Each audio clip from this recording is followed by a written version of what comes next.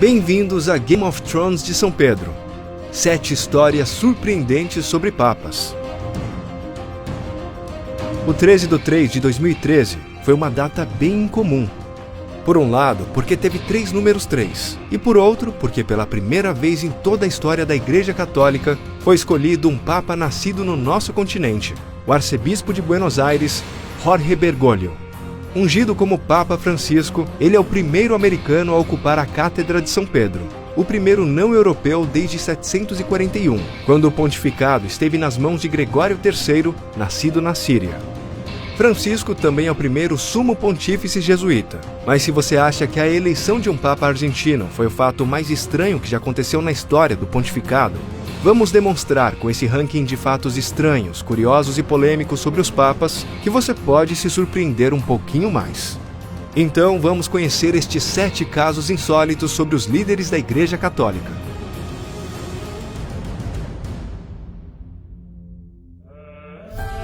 Talvez o papa polêmico mais famoso da história seja Alexandre VI. Nascido como Rodrigo Borja, esteve à frente do Vaticano entre 1492 e 1503, quando morreu. Ele teve problemas desde o primeiro dia, já que o acusaram de ter comprado o cargo subornando seus companheiros eleitores. Além disso, ele nomeou muitos parentes para cargos de poder e teve vários filhos com incontáveis amantes. Ele também foi acusado de ter matado mais de um cardeal rival para se apoderar de suas valiosas propriedades. Outro papa na lista de sumo pontífices que semearam a polêmica é Urbano VI, que esteve no poder entre os anos 1378 e 1389. Sua eleição desencadeou o Cisma do Ocidente, também conhecido como o momento em que houve 2 e depois 3 papas rivais, que reclamavam o título de líder da igreja em uma série de intrigas ao estilo Game of Thrones. Urbano VI não teve nenhum problema em usar a violência para eliminar seus inimigos. Na verdade, ele parece ser o responsável pelo assassinato dos cardeais que conspiraram contra ele. Suspeita-se que ele tenha morrido envenenado. Mais um papa que teve um reinado que pouco lembra os valores cristãos foi Estevão VI, que assumiu em 897. Ele tinha uma grande rivalidade política com seu antecessor, para dizer de forma delicada. Quando Estevão VI foi eleito, havia meses que Formoso, o papa anterior, havia falecido. Mas parece que Estevão e seu partido não conseguiam superar o ódio e decidiram julgá-lo. Até aqui, podemos tratar apenas como um excesso de rancor. Mas o que veio a seguir foi um pouco exagerado. O Papa ordenou a exumação do cadáver em decomposição, o vestiu com trajes papais e o colocou na cátedra para enfrentar o julgamento. Como se não bastasse, quando saiu o veredito, favorável a Estevão, ele ordenou que o corpo de Formoso fosse arrastado pelas ruas de Roma e jogado no rio Tibre. Pouco mais de um ano depois, em uma insurreição, o destituíram do cargo e ele terminou preso e estrangulado. O caso do assassinato de Estevão VI não é tão incomum. Muitos sumos pontífices partiram para o outro lado por obra do Senhor, mas um Senhor que os assassinou. Acredita-se que pelo menos 7 papas, incluindo Estevão VI, foram vítimas de homicídios, sem contar os que morreram no martírio ou nos calabouços de prisões romanas. Trata-se de episódios que ocorreram entre os séculos 9 e 10.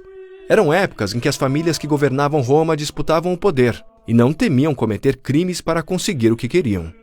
O primeiro nessa lista de papas assassinados é João VIII, que esteve à frente da igreja de 872 a 882 quando morreu, segundo acredita-se, assassinado a marteladas.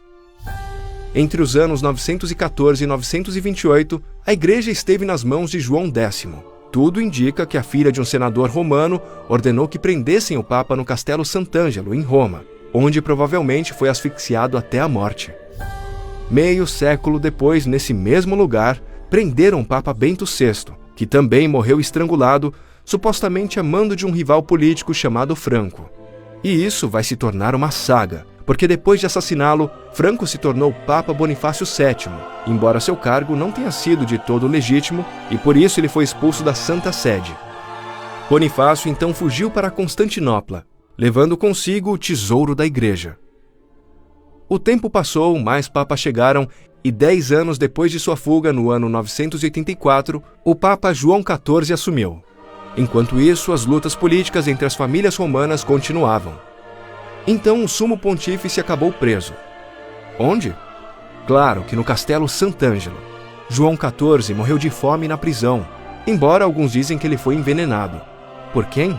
Bonifácio VII, que tinha voltado para reclamar a Cátedra de São Pedro, apoiado por uma das famílias romanas. Mas, finalmente, Bonifácio acabou seus dias na prisão, onde foi estrangulado por seus inimigos políticos. Vamos somar a esta lista de papas que morreram de forma suspeita o Papa Clemente V, que quase pode-se dizer que morreu como consequência da intenção de outro homem. Nesse caso, a maldição de um cavaleiro templário. Talvez não tenha sido tão claro e objetivo como nos outros casos, mas a verdade é que em 1314, enquanto era queimado em uma fogueira em frente a Notre-Dame, o último templário Jacques de Molay rogou uma maldição ao Papa e disse que ele morreria em menos de um ano. Vamos voltar um pouco no tempo. No ano 1307, o Papa Clemente V e o rei da França Filipe IV ordenaram a prisão de Jacques de Molay junto com outros cavaleiros templários, acusados de sacrilégio contra a Santa Cruz. Na verdade, acredita-se que o que aconteceu foi que o rei procurou um pretexto para não pagar as enormes dívidas que havia contraído com a abonada Ordem dos Templários. A França havia adquirido essa dívida para tentar contornar a grave crise econômica que atravessava.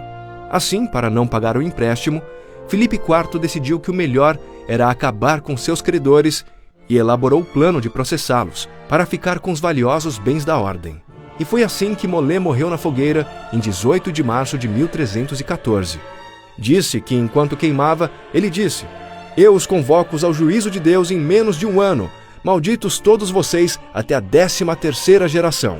E o fato é que em menos de um ano, o Papa Clemente V morreu. E depois também morreu o rei Filipe IV da França em um acidente de caça. Finalmente, neste mesmo ano, também morreu envenenado o conspirador Guilherme de Nogaret, envolvido na captura, julgamento e tortura dos templários. Algum tempo depois, morreram todos os sucessores do rei. E em 1328, foi o fim da dinastia dos Capetos na França, quando morreu o último filho de Filipe IV, Carlos o Belo, que não teve filhos homens. Nunca saberemos se a maldição surtiu efeito ou se foi pura casualidade. No entanto, podemos garantir que essas histórias de papas são um verdadeiro Game of Thrones de São Pedro.